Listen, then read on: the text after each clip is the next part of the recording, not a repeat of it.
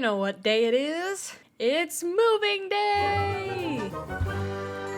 So today I'm finally going to start moving into the actual pit itself. So I've already got some beacons down here as well, all stacked up. I need one more beacon for that side and a bit more emeralds, and then it'll be done. But I'm gonna go ahead and put platforms in here. So I'm gonna do a villager platform, and then I'm gonna do some more smaller platforms along the top, and then one along that kind of ridge right there. If you see that, that'll follow that line all the way around. And I know we're jumping into this like pretty fast. I just want to go ahead and get it done, because also today I'm going to be talking a little bit about the world lore, which is gonna be cool. So I'm not gonna end up giving away everything to you guys, because I do have some builds that I have planned that are kind of, world lore spoilers, but I do have some really cool plans, and I want to go ahead and sort of explain the builds that I already have. So I just want to jump ahead and get right into moving in so we can hurry up and get to that. So I'm gonna go ahead and place all those platforms, and then we're gonna go ahead and be able to place in all the redstone farms and just do that really quick, and then we'll go into some world lore. Let's go.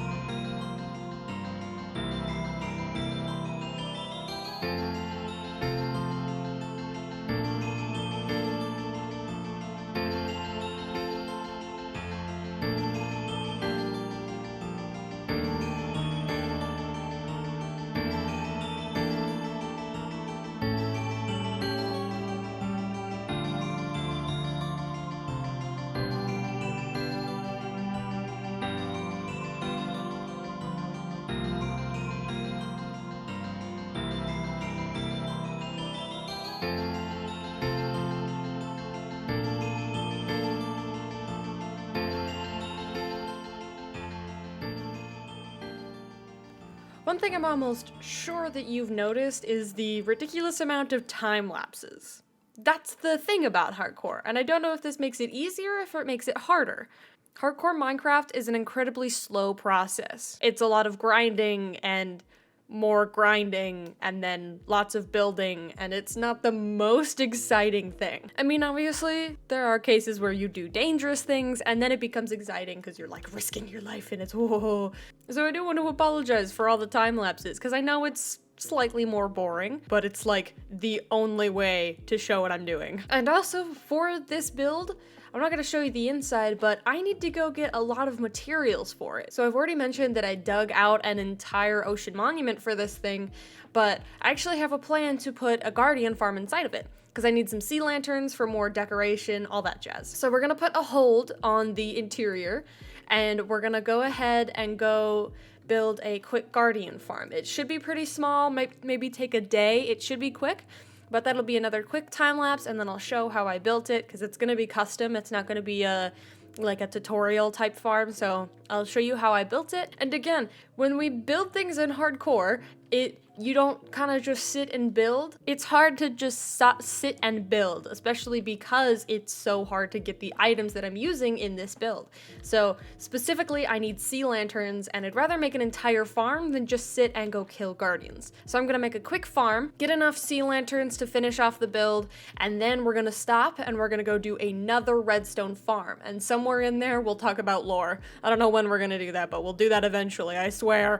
Okay, so this is the guardian farm. Originally, this soul sand was here because I tried a different guardian farm design and it hadn't worked pretty much at all. And you can hear a lot of guardian noises. That's because I need to drain out this, I think. There's a lot under here and they hurt. And also, I want to show you what this looks like because it's ridiculous.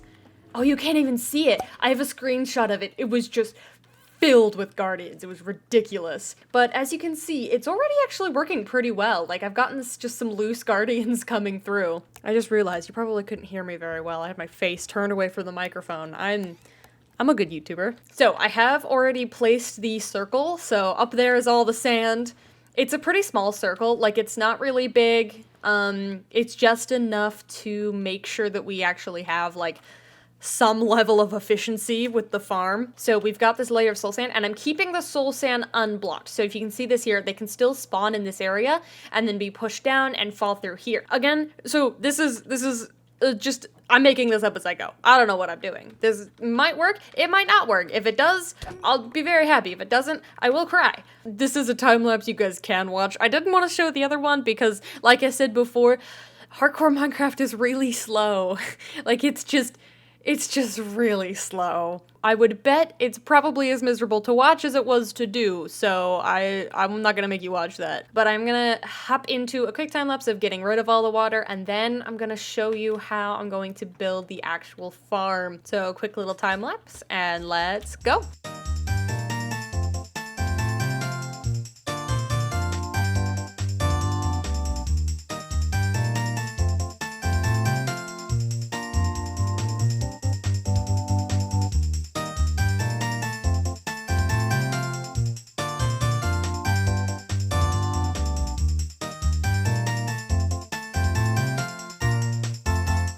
All of my frames are gone. Oh boy. So I'm gonna block off the top so they can't fall in here anymore. Cause this is ridiculous. Man, I'm getting really good use out of this record scratch sound, aren't I? So I actually spent about 45 minutes building this farm that I realized, oh hey, I'm stupid, this isn't gonna work. What I done was built this platform, thinking I could put water on top of it, and then guardians would spawn and it would be fine. And that's not how it works, so I just kind of scrapped that. But let me show you how the thing actually works, because this part is working plenty good. It's working pretty good, I think. So this is just basic. It's got a tube. This is the same soul sand design as that nether portal one, where the soul sand sits at the top of the monument and then pushes the guardians up and into nether portals. This is just an overworld version. So the guardians are still being pushed up and falling into the chamber, but being killed here. Which I don't know if it's more or less efficient, but I don't care. I don't really need it to be crazy efficient. I don't need the most, like, stacked thing ever here. But anyways, I'm pretty sure that you've noticed this place is kind of ugly. There's dirt sticking around in random places, and the sand is quite janky. So this is actually kind of a perfect segue into talking about the lore, because I have some cool build plans for this monument in particular.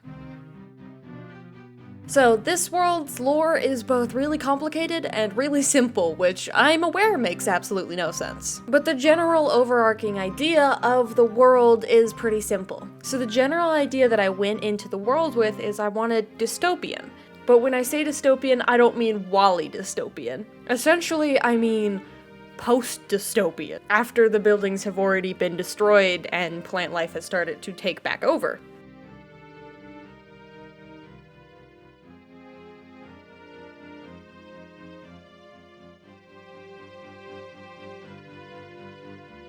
Sort of the best example that I have of this is actually the mushroom.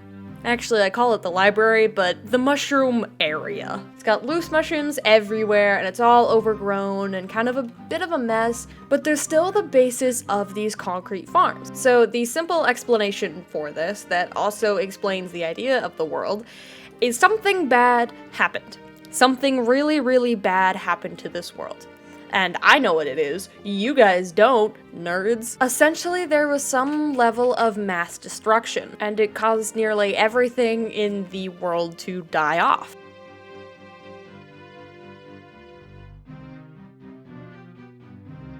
The buildings themselves that hold redstone farms are experiments from a previous, civilization that lived here. There was some sort of village that lived here, and when everything died, it was abandoned. And over the next hundreds of thousands of years, the redstone seeped into the ground and almost rotted and started to grow these mushrooms. So that's the whole idea of the world. It's sort of this ruined world that's springing back to life. That's the builds that I'm trying to create here. I have an absurd amount of plans that are so cool. You have no idea. They're gonna be amazing. And the monument, the new base, is a continuation of that theory. But whoever lived in the monument and whoever lived in the library really got along well, even though they're sort of opposites representationally. And then when the mass destruction came, it was the people who lived inside of the monument who created an Eden to try and save everyone. We're gonna build this later. They created this place that they theorized would keep everybody safe, but everybody was wiped out before that place could ever be used. And that gives us a little bit of a segue into the next build plans. Now, I would tell you all about the door, but I don't want to because it's a secret. But I'll give you some insight. So I don't know if I've actually showed the door on the YouTube channel, but I built it a lot on stream. But now that I'm not streaming, it's kind of a slow process to build the door. But the door is heavily based on ReZero's The Seal. And if you've seen the anime, you know exactly what it is in pertaining to the lore. But that build has taken me an incredibly long time, and once we're done with this new base, that's what we're gonna go back to. And as we work on that, then we'll go into the specifics of that lore. But for now, this is all I'm gonna give you. As we build more things and discover more cool spots and get more intuitive and whatever, we're gonna build cooler things and we'll explore more of the lore. I have a full text document just full of lore ideas and explanations, you have no idea. But each piece will be revealed as each build is completed. So I highly recommend you stick around for each build because my lore is very cool. I promise it's very cool. Lakitu, will you stop meowing? I'm trying to record and she's sitting in the corner like, no, pay attention to me. But anyway, thank you for sitting through my wonderful rant explaining the lore. I've spent a lot of time developing and researching that and getting way too many ideas for builds. But I did end up finishing the monument, at least for the most part. I still need to put some lanterns in on the floor, but because of some different design plans I'm going to put up here, I'm going to save those for later. So right now, I'm stuck between deciding on doing the redstone farms down in the pit. There's so many blocks. What? There's so many blocks down there. I'm stuck between moving into the platforms and doing the redstone farms because I have a plan of exactly where each thing is gonna go, and I'll talk about that real fast. So this platform, I already have a sign over there. Hello, zombie. This platform is going to be for all things building. This platform will be mass storage for lots of building things. So there'll be double chests and double chests and double chests full of concrete and gravel. And then all the materials that I have out there will also go in here. Glass, things that I stockpile, just all that basically. This will be dedicated specifically to building blocks and things that I could want to save for builds in the future. This platform is the home base. This is going to be general storage and general home things as well. So it'll have the main sort of like basic home necessities, a nether portal, enchanting table, all the general things in one platform. One thing I was kind of nervous about when I made this big base. One thing I absolutely despise about big bases is having to walk back and forth between all the platforms and like have to travel to go get one thing. So I'm gonna put all the things I'll use all the time in one spot so I don't have to walk nearly as much. Also, if you hear the audio change a significant amount throughout this video, I'm still very much deciding on what works the best, so that's why I'm very sorry. Oh, the sunrise, the sunrise, the sunrise. It's the coolest thing to watch here. Look at that. It's gonna raise right through there. It's so pretty. Oh my god. Anyway, but also to stop that issue I was talking about and moving back and forth and being really annoyed with walking so far, I'm gonna put little sections in each of them, like a little square that basically looks like this, but it'll also have an ender chest, furnace, shulkers, you know, stuff like that, just the general items that you kind of need almost all the time. And that'll all be on every platform so you don't have to run all the way back over here just to get something basic, you know? So this one is the home base, and then this platform is my favorite. This platform is going to be mass farming. Oh wait, no, what did I decide this was gonna be? Oh no, I forgot what it's gonna be. Oh, that's right. Okay, I remember. This platform is the pet platform for pets and only pets, and maybe graves, I don't know, we'll see. But I'm gonna have a little section back here where I breed pandas because I really want a brown panda. So it'll be a little bit of a panda farm right here, and then all the other pets will sit on here. It's a really basic one, but I needed something to put on this platform, so it goes for pets. I like my pets, I'm very sentimental, okay? This platform is gonna be the most difficult to make because this is the receiving platform. So I mentioned in the last episode that I'm gonna be building all these redstone farms that then direct into like these water tubes, right? So they shoot into the water tubes and then they go pew all the way up to the top and they go into this auto sorting system for every farm. It's gonna be a mess and I'm very excited to build it. We're also gonna have animal crushers in here as well. We're gonna do cow, chicken, pig, sheep. I think that's all I was gonna put. Maybe I'll do like a rabbit crusher or something. No, that sounds wildly inhumane. Not that the others are any more humane, but you know, it's rabbits. But we're gonna have lots of auto storage, so all the bulk items that I'm getting constantly will stay in this section. And I think that's a pretty good plan for how I'm gonna end up organizing this. I think that'll work pretty well efficiency-wise, because I won't be running back and forth from every platform constantly. So I think we might actually start moving in today, and then if I have time, we'll do the redstone farms, because I want to make sure that I can get this video out on time. So I think we'll start with the building platform and the basic home platform. And then we'll make sure to decorate. I want to put a cat tree on the pet platform. I want to put like really cute animal themed decorations. I think it'd be so cute. So this is going to be a lot of items. It may not look like it, but I have a lot of items in my other base. So this is going to take me quite a while. So I will just come back when at least most of the stuff is in place. And we are ready to start moving on to the next step. But for now, I'm just going to start moving all the things over, and I shall return momentarily. I should do a movie magic, like the ripple effect and the glitter, and woo, it's done! Wow, look at that, it's done! By the way, I think I found the golden OBS audio settings. Well, I'll see when I'm editing this, but I think this is the good audio right here. I hope, at least. I really hope. So this part is significantly less attractive than that part. It's all very much scrappy and not very well put together, but that's just because I'm not totally done. I still want to add in more decorations and stuff like that. But this is the basic tool pit. I'm gonna actually move this, and then I'm just gonna put slabs all around it, make it look very nice and pretty. I'm still deciding on where I want to put a nether portal. We'll do that later, I think. But we've got the mosh pit of tools. Over here is all the blocks. There's some random junk in all of these. Enchanting table with lots of anvils, potions, lapis. This is all the valuables. So this is stuff, some of the stuff I had displayed up on the wall, which I really want to put up something like that here again. Like some sort of display system to show off my first disc. This guy, which is kind of weird that I saved it, but this was the one mushroom that I didn't place when I was building the mushroom, and I kept it because I'm sentimental. Wither roses, brook without an E, the first discs I got, which I will put up on the wall as well. Then we have all the basic materials. I need to smelt all this really bad, speaking of smelting, this will be one eventually. I need to get my hoppers and then this will be ready, but this will be a small smelting system. It'll just be enough to smelt things. This is the shulker pile. This is almost all my shulkers, minus, I didn't put down an ender chest. Oh, I'm stupid. Is there one over there? I think there's one over here. So that pile of shulkers, plus, there's not one over here, plus, minus 4, and then minus, I think 5 for the ones that are sitting at the door, because I have a bunch of extras that are sitting over there. This is the part I am the most proud of. Obviously, I don't have enough chests because I'm a little poor, but it's fine. But this eventually will all be about 3 tall, and I'll put slabs on top of it, and it'll be lots and lots of storage. It should be really cool. Alright, so this, we have a lot of colors. I'm missing pink. So we've got all the different colors. Obviously, I didn't have like concrete in all the colors, so I got wool there. This was kind of awkward just sitting like that. I kept forgetting where it was, so I put carpet there. Got wool. I didn't have any gray anything except for glass, so I have that there.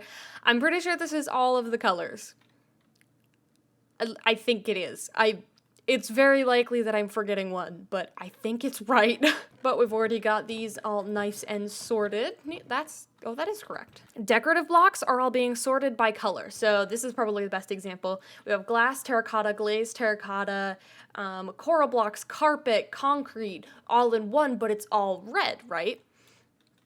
So that's just the basic sorting system, so I wouldn't put red mushrooms in it because even though it is red, it's still mushrooms, which stands on its own. It's not necessarily a color-specific block, if that makes sense. So I like this part much better than the other side. But I think you might be wondering what this little fence post here that's just sitting empty, I think you might be wondering what this is. And well, it's for bells. That's like what the whole point of this base was for, right? It was for bells. I wanted a cooler place to show off my bells, so I built this whole new base just to show off my bells. I passed the door. Yeah, that's definitely not going to be enough fences. Okay, so also, before anybody gets really sad, I took a bunch of screenshots before I fully started moving everything out, so I will start killing these guys soon. I'm gonna start gutting out all the chests. It's all empty. Well, mostly empty. I didn't take those. It's mostly empty. It's very sad. And once we move the bells, then we gotta start, like, gutting the place and getting out all the materials that I still need. I don't actually know how many bells I have, so this is a pretty good test to see how many I have, because I know it's a lot. See, I never made bells, and I never traded for bells. I made that, like, my thing. I only ever got bells from villages. That was the challenge I gave myself. I couldn't collect bells any other way. That's why I kept them for so long, because there was like a little achievement. Actually, that's kind of a lie. I thought you couldn't make bells for a really long time. I just thought it wasn't possible. So I just started collecting them from every single place I could. Oh, we also need the dragon head. All right, that is 33 total bells. Oh boy. Ow.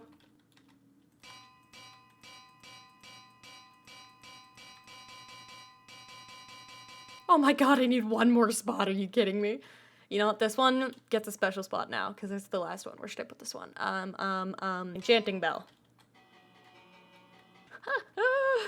Oh my god, the bells! That's a lot of bells. That is a lot of bells. Okay. I think I have a problem. Now, this is the sad part. I need to take a shulker, and we're gonna go and sadly destroy the old base.